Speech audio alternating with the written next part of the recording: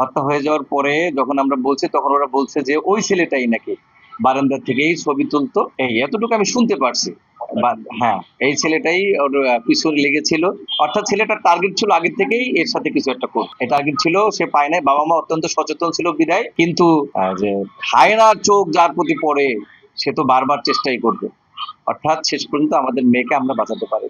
Result দেওয়া হয়েছে, সেই রেজাল্টও সে ফার্স্ট হয়েছে এবং তার বান্ধবীদের বলে গেছে তোমাদের জন্য চকলেট নিয়ে আসবো, তোমাদের জন্য মিষ্টি নিয়ে আসবো। সেই আমার রামি স্যার আসে নাই, তার পরের দিন আর আসে নাই, আমার মেয়েটা আর আসে নাই আমার স্কুলে। 7 বছর 8 বছরের মেয়ে, আমরা কিভাবে সহ্য করি এই জিনিসটা বলে। 7 বছর 8 বছরের মেয়ে। সে 18 তারিখ এই কাগজটা জমা দিছে এবং এই মক্কা শরীফ সে এঁকেছে। তার খুব ইচ্ছা ছিল সে মক্কায় যাবে বাবার সাথে। বাবার কাছে আবদারও করেছিল, বাবা তুমি আমাকে মক্কায় নিয়ে যেও।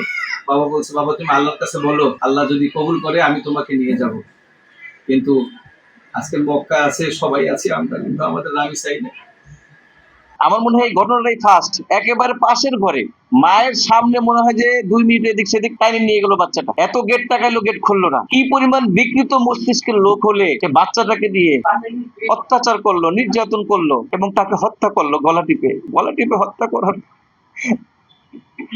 তার মাথাটা ঘর থেকে আলাদা করে ফেললো এবং তাদের নিয়ত ছিল লাশটা গুম করে দিবে। যে সোহেল রানা, তার আমি বিচার চাই, ফাঁসি চাই এবং জনসম্মুখে সবার সামনে, যাতে করে আর কোনো লোক এরকম সাহস না করে।